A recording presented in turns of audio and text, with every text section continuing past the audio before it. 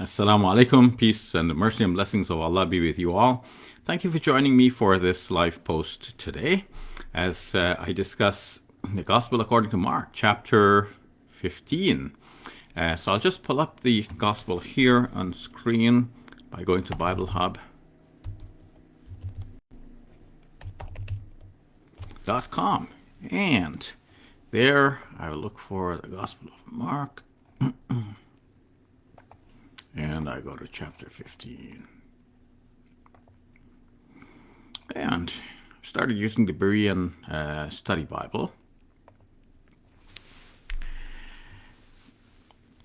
So I'll start by reading it. I'll read some sections and give my humble comments as I go. Let me just be sure that everything looks good. I'll just look for your comments in case I notice anything going wrong. In case you notice anything going wrong, naturally you'll let me know. So I don't see any comments yet. So I trust that everything is going well. Sound is good, video is good. I hope. Okay. So let me start then by reading. Okay, so Mark chapter 15. The first section is entitled Jesus Delivered to Pilate. And we must bear in mind that these sectional headings are from the publishers, the Bible translators. They're not part of the original document. Nonetheless, they're helpful. Okay, so early in the morning, the chief priests, elders, scribes, and the whole Sanhedrin devised a plan. They bound Jesus, led him away, and handed him over to Pilate. So Pilate questioned him, "Are you the king of the Jews?" "You have said so," Jesus replied. And the chief priests began to accuse him of many things. Then Pilate questioned him again. "Have you no answer? Look how many charges they are bringing against you." But to Pilate's amazement, Jesus made no further reply. Now, there's a curious phenomenon here that Jesus, on whom be peace, is not declaring himself to be the King of the Jews. He's not declaring himself to be the Messiah. Messiah and King of the Jews, is synonymous in one way, in that Messiah can be a priest, a prophet, or a king. And in the gospel story, Jesus is clearly being presented as the king, as the Davidic Messiah, a descendant of David who will be king in his place as David once was king. And that would mean that he would be a challenge to the Roman authorities. And this is part of the point of the questioning here. Are you the king of the Jews? Meaning, are you here to challenge my authority? This is Pilate's question to Jesus. And instead of Jesus owning up to it, he says, "You have said so," which is indirect. It could be a way of saying, yes, I am, but you can see that Pilate is not acting on this as a positive answer.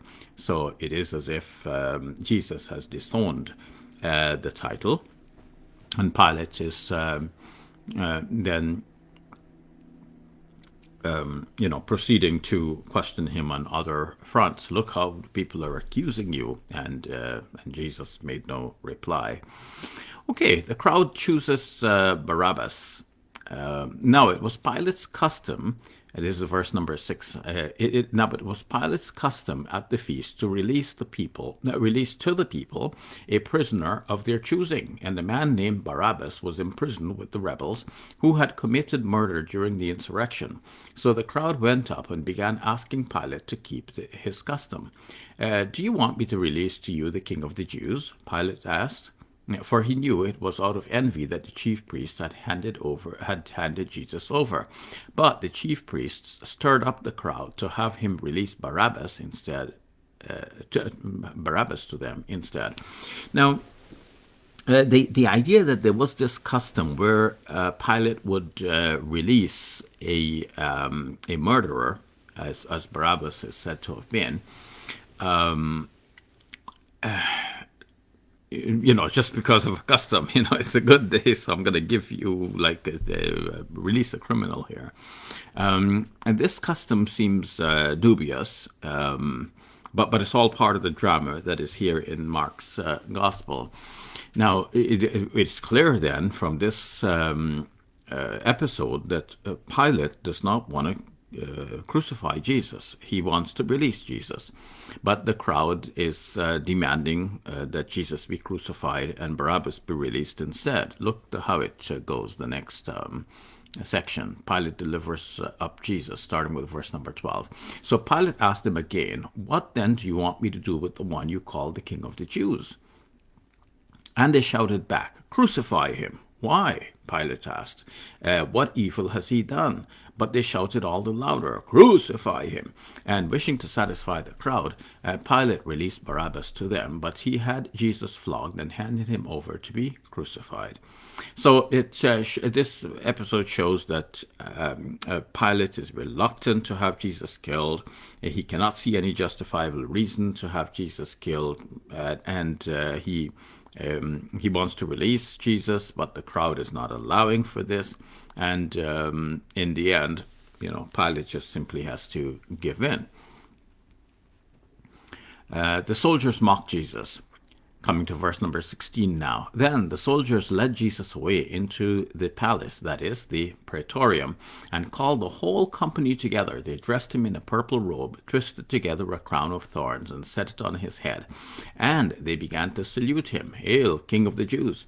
They kept striking his head with a staff and spitting on him, and they knelt down and bowed before him.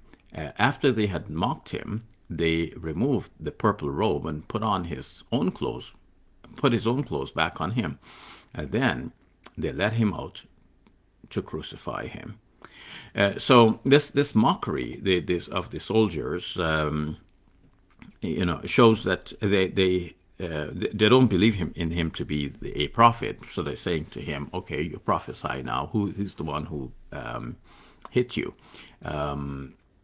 They naturally, they take him to be a false prophet, and at the same time, they're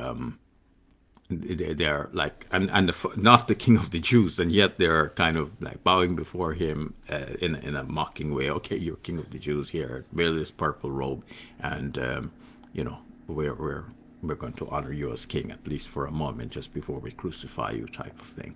So this is the context here. I'm just going to take a peek at your comments in case there are any. And I see that Safiullah Muhammad is asking, doesn't Barabbas mean son of the father? Yes, actually it means that. Bar this is Aramaic. Aramaic bar means son, just like Ben means son in Arabic and in Hebrew. So bar is the Aramaic equivalent. So Barabbas would be son of the father. So yeah. And I see that Muhammad Mustafa has shared my screen as usual. Thank you, Brother Muhammad. And Ibn Abu Bakr has also shared the screen. Thank you, Brother Ibn Abu Bakr. And I don't see any comments indicating that anything is problematic, so I take it that everything is good. And I continue then. So crucifixion. Now we come to verse number 21. And now Simon of Cyrene, the father of Alexander and Rufus, was passing by on his way in from the country, and the soldiers forced him to carry the cross of Jesus. They brought Jesus to a place called Golgotha, which means the place of the skull. There they offered him wine mixed with myrrh, but he did not take it, and they crucified him. They also divided his garments by casting lots to decide what each of them would take. It was the third hour when they crucified him, and the charge inscribed against him read, "The King of the Jews." Along with Jesus, they crucified two robbers, one on his right and one on his left. And those who passed by heaped abuse on him, shaking their heads and saying, "Aha!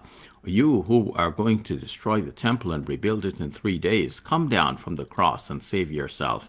In the same way, the chief priests and scribes mocked him among themselves, saying, "He saved others, but he cannot save himself.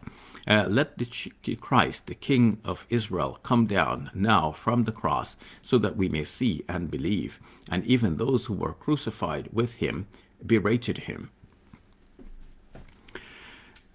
Now, the charge against Jesus was that he was claiming to be the King of the Jews, and that's what is inscribed on the cross as the charge against him. So if if he was claiming to be the king of the Jews, then he had to, fulfill that claim by taking over rule from the Romans. And the Romans would naturally have seen that to be a threat, and they're killing him as an insurrectionist before he can stir up enough trouble to cause problems for Rome. And that means that Jesus in his day was regarded by his enemies as what people might call a terrorist, or someone who is trying to challenge the state, somebody committing treason or something of this nature. So he's being crucified for that reason. Notice that the Jewish leaders, in verse number 31, the Jewish leaders are mocking him. And they say he saved others but cannot save himself. Let the Christ, this is verse number 32, let the Christ, the King of Israel, come down from the cross so that we may see and believe.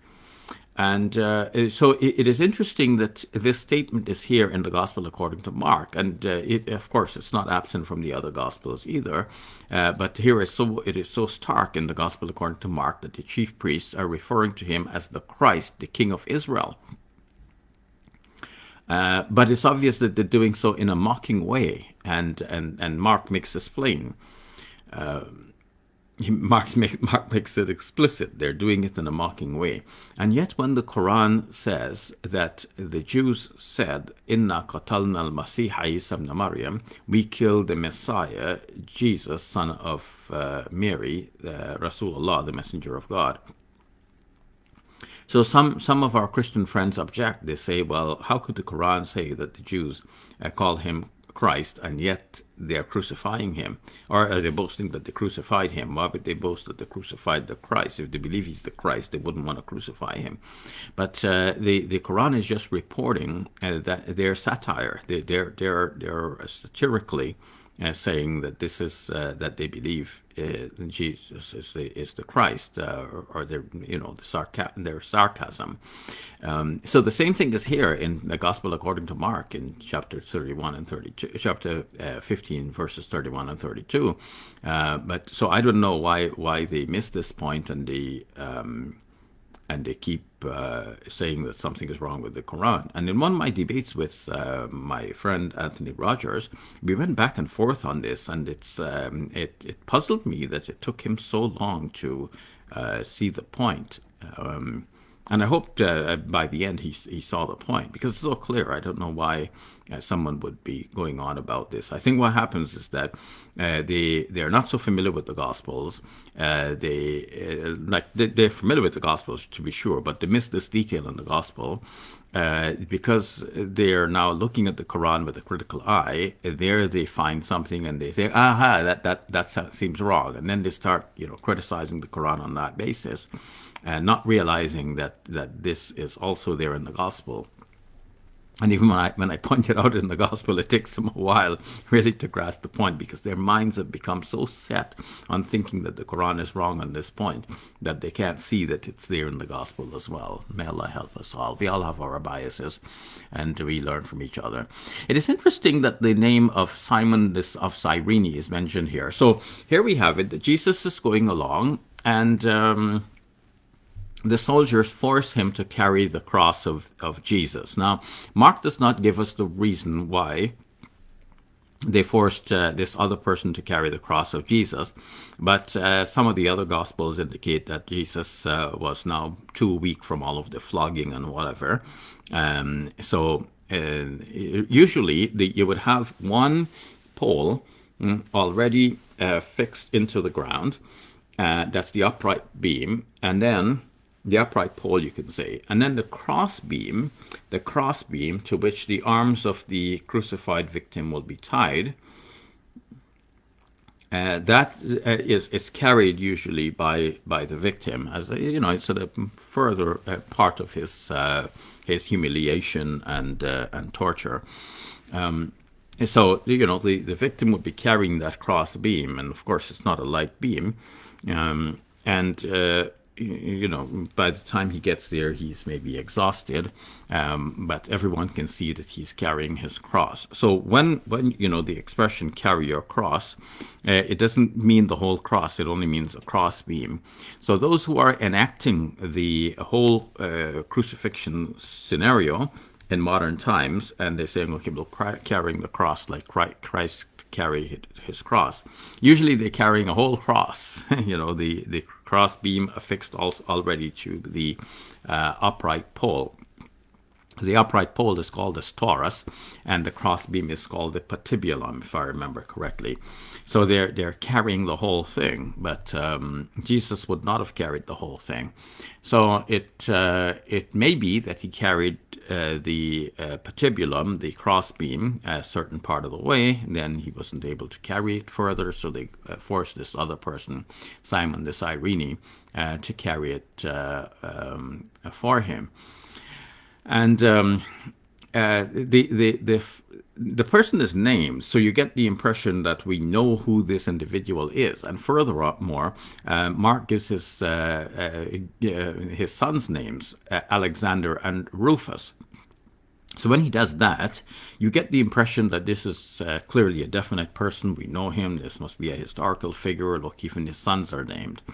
But the curious thing about this is that they don't feature in the story later on. Acts of the Apostles in the Bible is an account of a 30-year period in which, there are activities, people are meeting each other, disciples of Jesus are named, and they're there with each other, meeting, and so on. Other people who are not in the immediate core group of disciples, they are also named, and there's a lot of activity going on.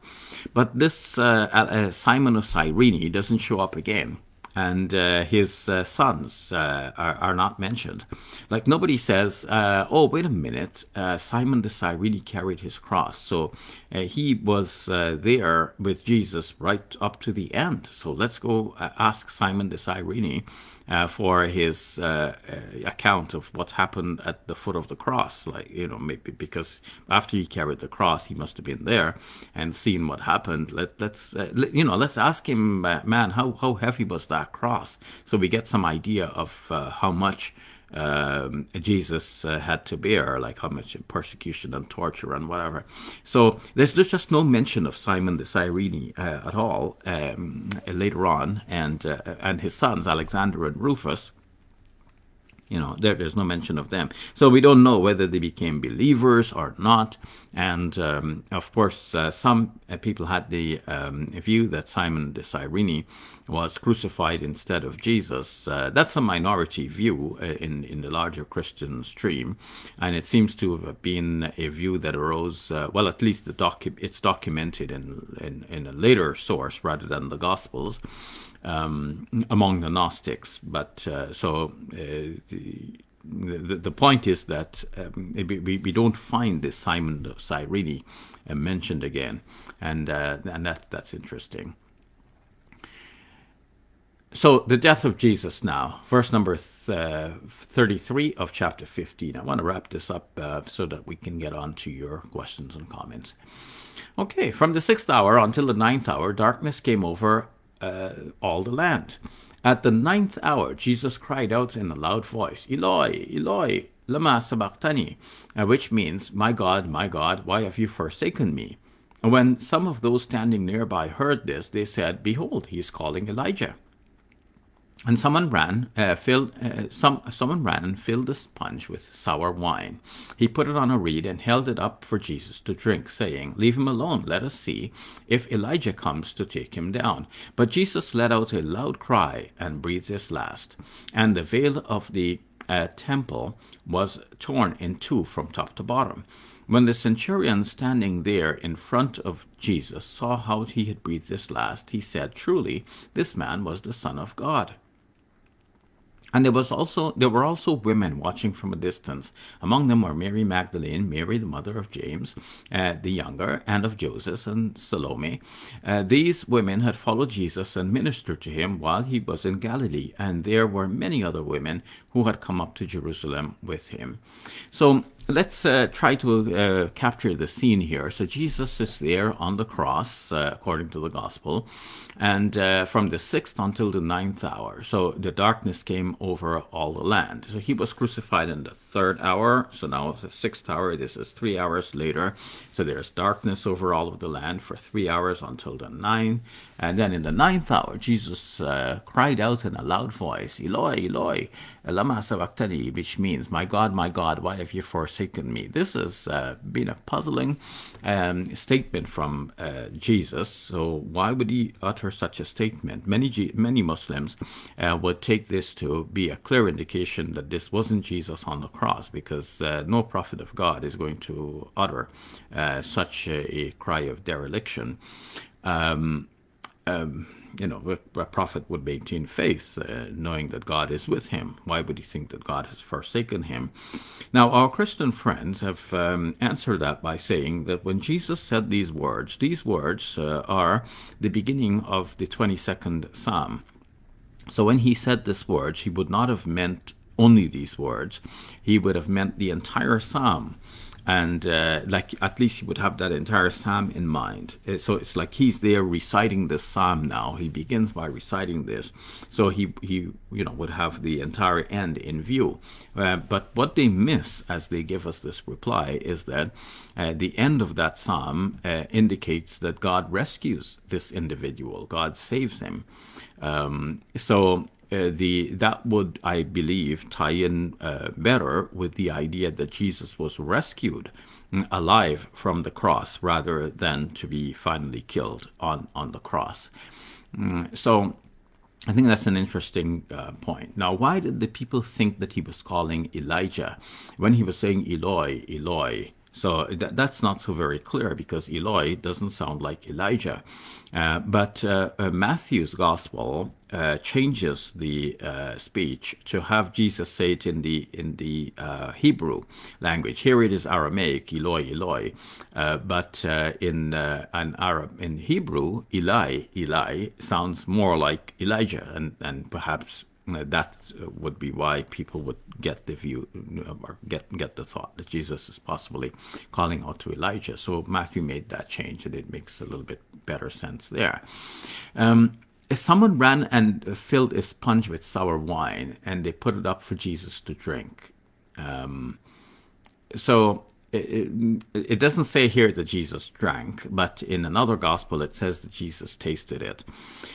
So was there something in the wine that might have caused Jesus to appear in a comatose state, a state of suspended animation due to the drugs in the wine, and that would make him appear dead to the people? This is not clear here.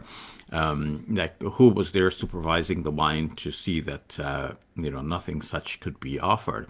In fact, it is widely recognized that a certain drug was allowed to be given to the crucified victim so as to numb his pain. So a little bit is unclear here. Could it have been that Jesus was actually drugged and put to sleep so that he might appear dead, and later on, he was rescued alive? Now, why would the Romans allow for such a possibility? Well, for the Romans, by the time they had finished with the crucified individual, there would be nothing left to escape, because, we would see later on that, the legs of the crucified victim are broken and so on, and then the victim is broken down. So the victim is taken down. So in those days when they didn't have wheelchairs and whatever, a person would, if he did survive, he would live a very miserable life. But they had so many instances at which the person would be tortured and dealt with that in the end the person does not really escape. So giving him a numbing drug at that time would not have been a failure of the Roman system that would ensure the death of the individual, because there are so many other things that will either ensure his death or make sure that he's so mauled that there's not much left of him. So in the end, for example, they might they might leave him on the cross. They might leave the crucified victim on the cross, in which case the scavengers would get to him, the birds and the animals, and so there would be nothing left to bury. If they did bury him, it would, if they buried a crucified victim, one who was, especially like Jesus, charged here with treason, he would be put in a shallow grave, and there too the dogs would come dig him up and have their bite. So they were not entirely worried about supervising the wine. And it could have been that something was put in the wine to give Jesus this numbing feeling. Now, it says here that the veil of the temple was torn in two from top to bottom. So what's that there? And how did they get torn? Well, the veil of the temple refers to the way in which, according to the Bible, the Jewish temple was to be constructed. Well, of course, this was the temple of all the people at that time. It wasn't, the people of Jewish descent. Jesus and his people, they were all of that same community. So the temple was constructed such that there was an area that is called the Holy of Holies, and only the priests went in there, and it had a curtain to mark off that area. Now that the temple, the veil being torn, this might signify for Mark and his readers that Jesus has opened up a new way, so that there's no priesthood here that demarcates, the area where only the priest can go in, and the others have to stay out. Like all Christians may have access to that Holy of Holies now, in a way, like they can all be talked directly to God. But Jesus is their high priest who has actually gone into that temple.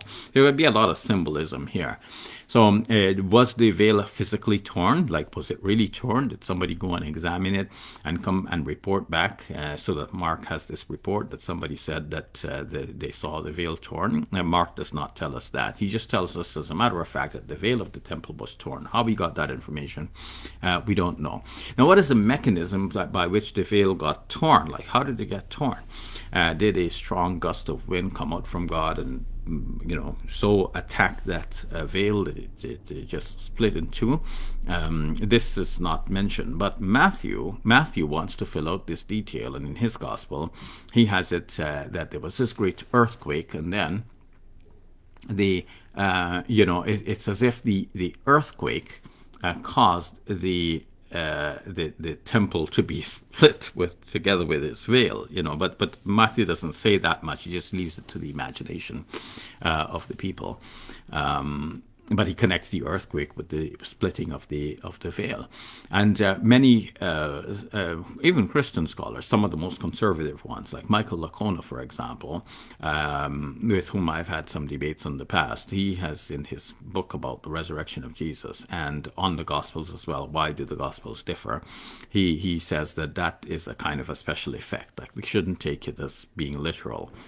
And he ran into difficulties with other evangelical scholars as a result of this, because they thought that he was selling out, admitting that there was something like, which seems to be intended as a physical and literal description, but should not be taken literally, should be taken as he calls it, special effects. So that's interesting. Veil of the temple being torn. Now, the centurion standing there in front of Jesus saw how he breathed his last, and he said, "Truly, this man was the Son of God." Now, what I point out to our Christian friends at this point is that with the centurion there, centurion by definition is the leader of 100 soldiers. So if the centurion at that point, who was obviously there in charge of the whole proceedings, if he is declaring that Jesus is the Son of God, of course, according to Roman usage, where, there are many people who are sons of God. So if Jesus wouldn't be, here it says in the English translation, the Son of God, but it could easily be translated as a Son of God. Truly, this man was a Son of God, because from the centurion's point of view, it's there are many, and the Greek does not require the definite article the Son of God. It could be a Son of God. So the centurion, in any case, now believes that Jesus did not deserve this kind of punishment. And so the centurion is not in any mood to kill Jesus. This is so obvious.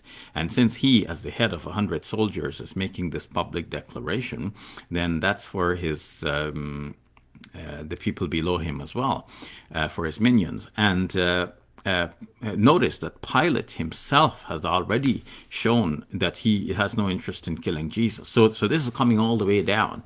So if we're asking, is it possible that Jesus was alive on the cross, taken down alive, and the Romans were just simply turning the other way and letting Jesus get away from the cross, then yeah, that's entirely possible in my humble judgment, because Pilate doesn't believe the man deserves to be killed. Now the centurion put in charge of the whole affair comes even to his own conclusion and publicly declares that this man doesn't deserve all of this.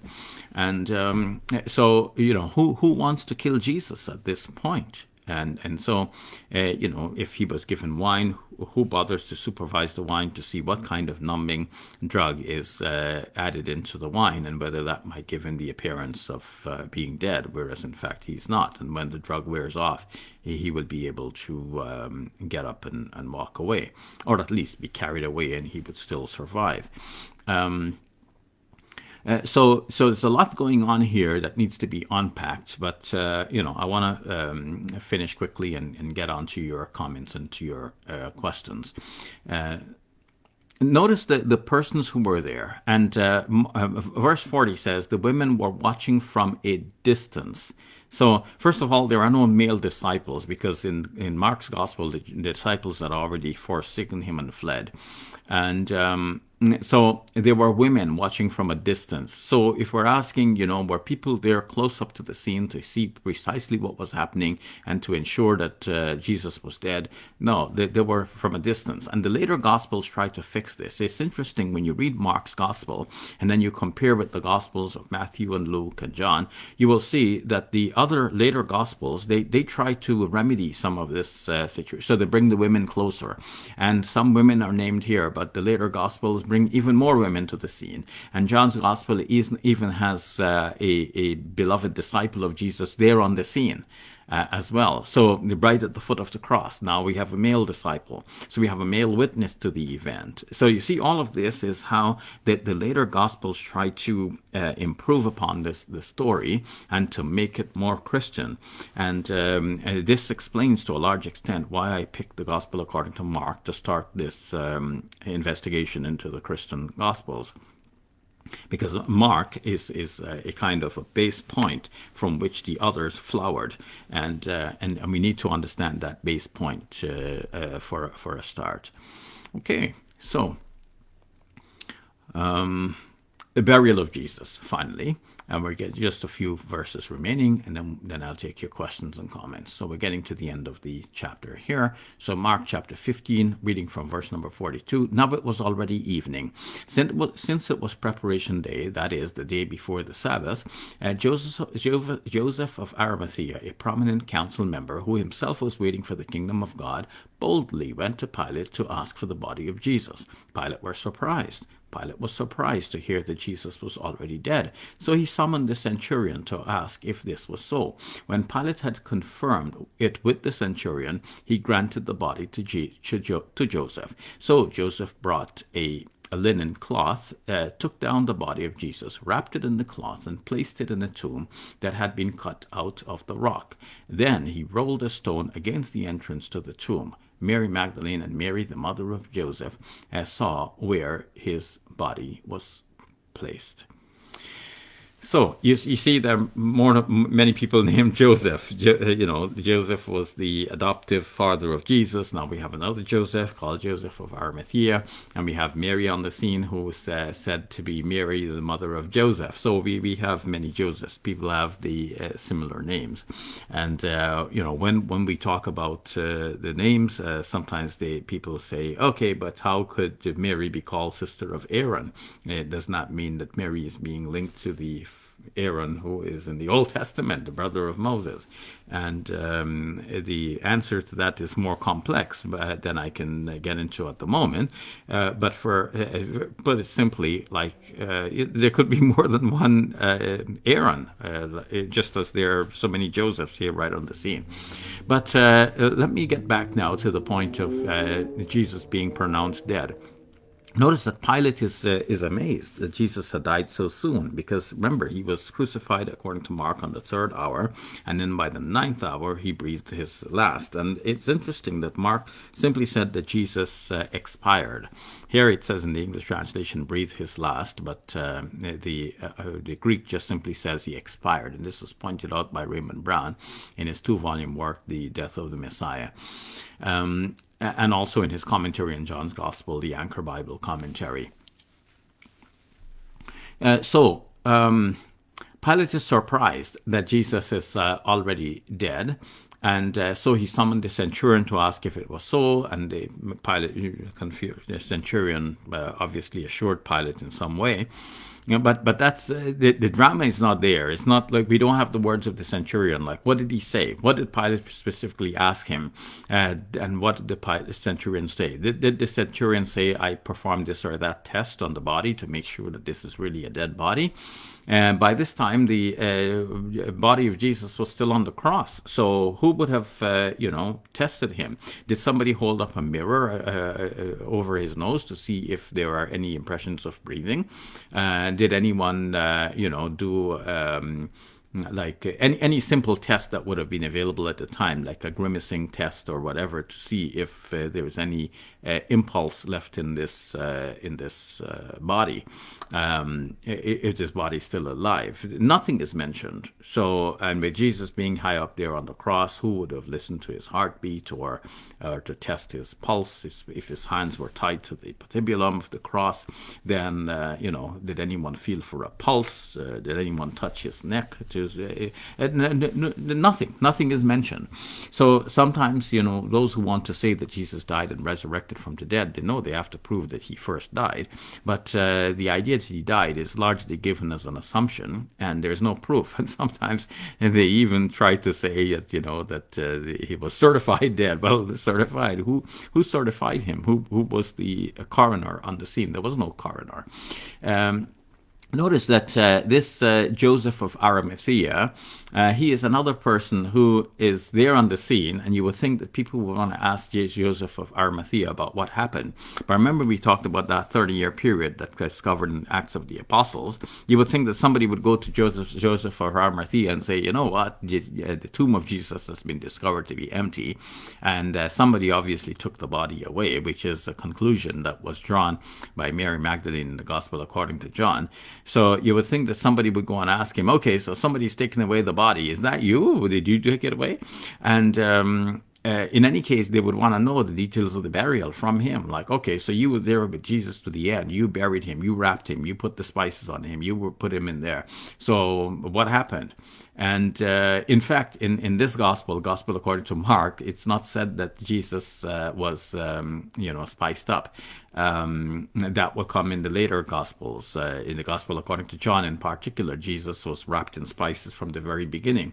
Whereas in the other gospels, and also in the gospel according to Mark, the women would come to the tomb early on the Sunday morning with spices in order to spice up his body, because the presumption is that his body was not spiced up before the burial, contrary to what John would later note. But notice what John does there with the story. John, by having Jesus wrapped in 100 pounds of spices, and having bound in the spices, John is wanted to make sure that for Jesus to come out of the body, it has to be something miraculous. It can't be that he just shook off the cloth and got up. But in Mark's gospel, this is entirely conceivable. Even if you don't say that Jesus shook off the cloth, even if he didn't have the strength to do that, somebody could have taken away the cloth and help Jesus to get up and to move away from that from the scene. So a very simple narrative in John's Gospel. But the curious thing that I was pointing out is that nobody goes back to Joseph of Arimathea. You would think that this would be the investigative work. And a lot of apologists for the resurrection of Jesus would go around saying, okay, sometimes somebody who has some credentials as an investigator or a lawyer or something like this, they say, okay, we're examining all of these reports, and all of this proves that Jesus really died on the cross and really resurrected from the dead. But look at it simply. The key witnesses are not even questioned. So nobody questions Joseph of Arimathea, like, what did you do with the body? Are we sure that we're dealing with the right tomb here? Because that has to do with the women being from a distance as well. Like, if they were from a distance, how do we know that they identified the correct tomb? Because if they're far away enough, then they can only see Joseph of Arimathea operating within a general vicinity within the garden, and one tomb can be right beside another tomb. How can they be sure later on which exactly is the precise tomb, unless there was somebody on the scene who had marked that particular tomb, and then they come back and find the marker with a number or something like this.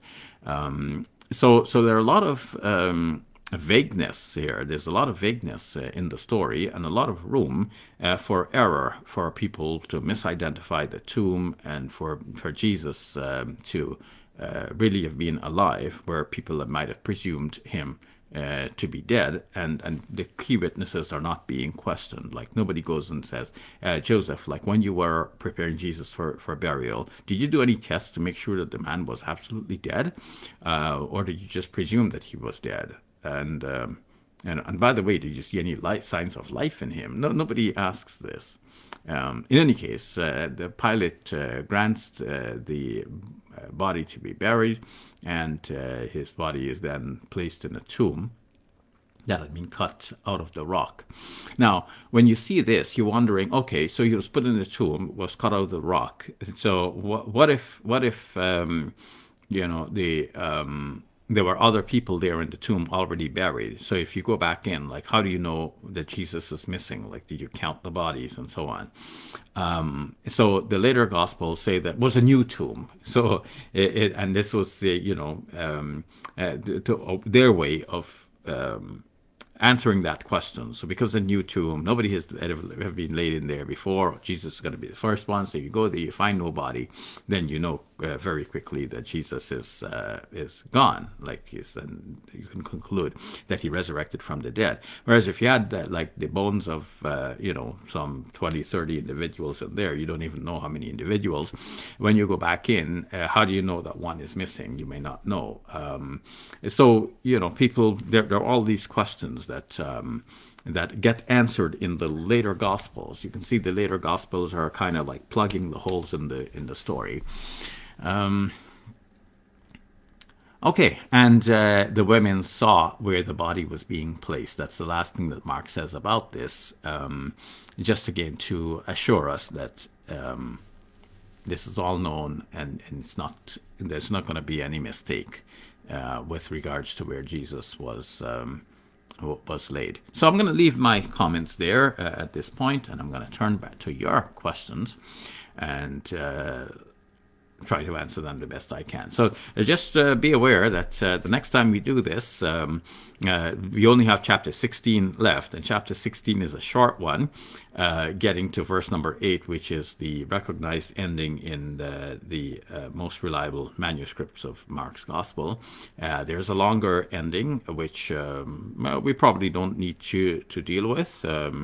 We can and we may, but with the next, going with the first 8 verses of chapter 16, that will be enough to conclude our discussion of this gospel, and maybe we can come back to that longer ending some other time. We'll see how my mood changes with regards to that.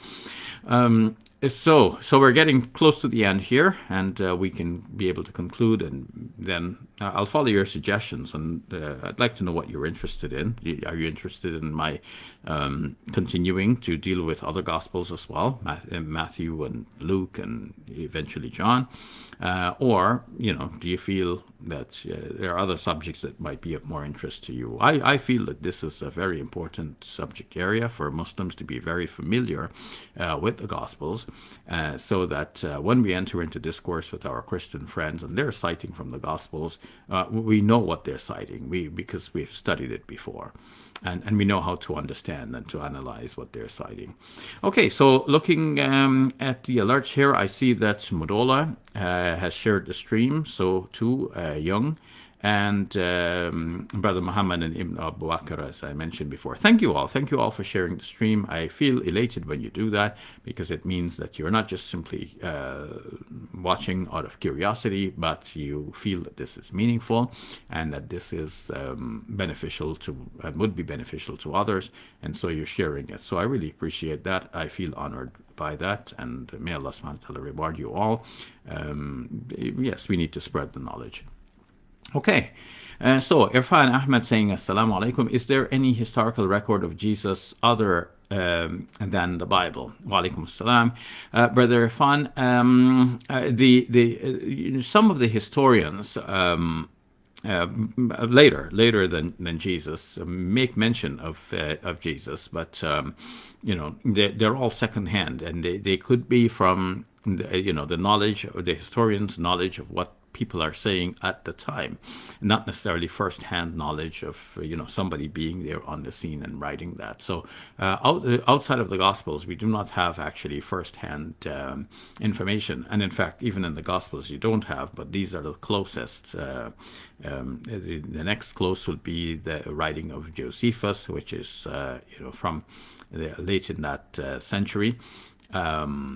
And he doesn't say much about Jesus. He says more about James than about Jesus. James, the brother of Jesus, and from these stark mentions, you might conclude that okay, there was a person named Jesus, so at least it was a historical person. Though that too is doubted by some because of the sparse mention of Jesus and the late mention in the historical sources. But all the details of what we know about Jesus, they come from the Gospels, really. Okay, Roy Fisher saying Salaam alaikum and wa alaikum salam. Safiullah asking, saying, yes, it's strange that they admit he saved or cured people, so they knew of the miracles or heard of them, but they still said he was false. Yes, yeah, that's an interesting thing. Well, of course, some of the miracles, if we take them in the most elaborate form, then this would be quite striking. But some of the miracles may have been of a lesser nature and perhaps exaggerated to a certain extent in the Gospels. Notice the Quran mentions the miracles, but the Quran does not mention the details and the drama that are mentioned in the Gospels. So, let's say the Quran mentions that Jesus raised somebody from the dead, but it doesn't mention the details of the story. So the Quran mentions that he raised the dead back to life, but or simply that he raised the dead, Yuhya al-Mauta, he gives life to the dead, but not a detailed elaboration of that event or events. So could it be like in Mark's Gospel where it says that Jesus said, oh, the girl is only sleeping, she's not dead. And then he raises her. So to the people, she was dead, but to Jesus, she was not. So there's some ambiguity there. And you might say that she was dead because by the standards of the time, maybe they thought she was dead and they would bury her in that condition. But Jesus knows better, and he and brings her back to life, maybe by applying CPR or whatever the case is. So it's not so very clear. The Quran does not go into the details of how it happened, and the Gospel stories seem to be like later elaborations and later constructions. So it could be that they saw some miracles of Jesus and they're interpreting this as being of devilish origin, because in the Gospels it is clear that Jesus is saying that even the devils and false Christs and so on could perform such feats. So some ambiguity there. But if Jesus had clearly proven himself to be a prophet of God, and even more so, as our Christian friends say, that he proved himself to be God. If he proved himself to be God, it is ridiculous to say that the Jews would be trying to crucify him. And in the Gospel according to Mark, the problem is not that Jesus claimed to be God. It is that he claimed to be the King of the Jews. So you can see the trial scene of Pilate there. And in John's Gospel, in Mark's Gospel in chapter 14, where Jesus was being grilled by the Jewish leaders, and they asked him only, "Are you son of the blessed?" So he was only, declaring himself to be the Christ and the Son of the Blessed, which might be synonymous, which might mean just simply that he is a chosen person by God, not meaning ontologically that he's the Son of God, and so on. So it's to give credence to your question here, Safiola, that yes, if they knew of his miracles and they knew that he was really the Christ, and then why would they want to crucify him? And it must be that they thought that he was a false prophet. But that too is not so very clear, but because it may be that out of jealousy and envy and so on, they want Jesus out of the scene. Because if they already occupy a certain position of leadership, and now Jesus comes with a new way of doing things, and that could actually challenge the religious leadership of the time, it means that the individuals, those who enjoy their jobs and so on, would be challenged by this, and perhaps out of envy and so on, they want him dead. And God knows the truth of the matter. There's so many different puzzles and unanswered questions here. So Farhan Najib saying, Salaam alaikum, Dr. Shabir, hope all is well. Can you please confirm if Jesus, peace be upon him, is mentioned as a prophet in Matthew chapter 13, verse 57, Luke 24:19, and Matthew 24:11. So I'm not familiar with all of these verses, my brother Farhan, but Luke 24, verse 19 sounds familiar. This would be when Jesus, after he has, according to the gospel, he is resurrected from the dead, he's walking with his disciples on the road to Emmaus, and one of them says, Jesus was a great prophet risen among us. So that means that they recognize Jesus as a prophet right up to this end game in the story. If we look up the other passages very quickly, maybe we'll see that too is that too checks out. Let me just look at it very quickly. Matthew chapter 13, verse 57. So it's very well known by scholars that Jesus is referred to a prophet. Matthew chapter 13, verse 57, and the NIV says, and they took offense at him, but Jesus said to them, a prophet is not without honor, except in his own town and in his own home. He is indirectly there saying that he is a prophet. And Matthew chapter 24, verse 11, let me see. Matthew 24, verse 11 in the NIV, and many false prophets will appear and deceive many people. So false prophets shall arise. Okay, so this only shows that false prophets will arise, not necessarily that Jesus himself is a prophet. But there are other passages as well which indicate that Jesus was declaring himself to be a prophet. For example, Luke chapter 13, verse 32. So Luke chapter 13, verse 32 and 33, he says, I have to move on to Jerusalem because it is not possible for a prophet to be killed outside of Jerusalem. That means he considered himself as a prophet. It's very clear there.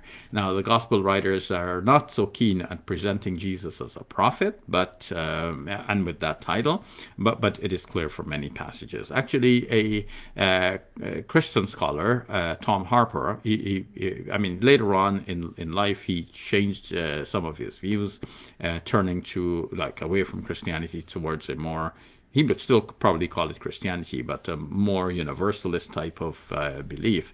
But he wrote a book entitled For Christ's Sake, while he was still a priest, Anglican priest, until eventually his retirement. as an Anglican priest in Toronto. And in his book, For Christ's Sake, he actually listed many passages in the Bible, in the Gospels, which indicate that Jesus is a prophet. In fact, some passages of the Bible mean to depict Jesus as the prophet like Moses. So whereas Muslims are trying to prove that there's certain passages of the Bible that would prove that our Prophet Muhammad, peace be upon him, is the prophet like Moses that would be sent, the Christian writers of the New Testament are trying to present Jesus as that prophet, as the prophet like Moses. So that means he is a prophet. So there's no easy way out of that for them. Okay, Safiullah. So Simon Cyrene was an arbitrary choice out of the crowd. Well, Mark's gospel says that he was coming in from the country. So what is it about him coming in from the country that would make them pick him? Maybe they feel okay, this guy is a nobody. Let's take him and let him carry the. I don't know. It's not so very clear why they picked him, and the greater puzzle is what happened to him afterwards. So on the view that he was crucified, well, okay, that's the end of Simon of the Cyrene. But on the view that Jesus was actually on the cross and not Simon the Cyrene, then the question is, where is Simon the Cyrene? Like, how come he doesn't feature in the story anymore? Okay. Asgar asking, how about Thomas' Gospel? Really interesting. So Thomas's gospel, the Gospel of Thomas, is a collection of some sayings of Jesus, 114 sayings, coincidentally, and there are 114 surahs in the Quran, but no connection with this number; it's just coincidence. So these sayings of Jesus, some of them are in a more primitive form, according to scholars, than the sayings of Jesus in the New Testament. And that would mean, that it has a lot of interest for scholars in tracing the original sayings of Jesus. So there are some interesting statements there, but much of what Muslims and Christians discuss can be discussed without reference to the Gospel of Thomas. The only thing is that the Gospel of Thomas becomes proof that a certain type of writing, and known as gospel, would have existed before the four gospels as we have them now, namely a sayings gospel, a collection of just sayings of Jesus, mainly sayings of Jesus, whereas the Q gospel is posited to be something like that, a collection mainly of sayings of Jesus, from which Matthew and Luke derived sayings of Jesus for their gospel.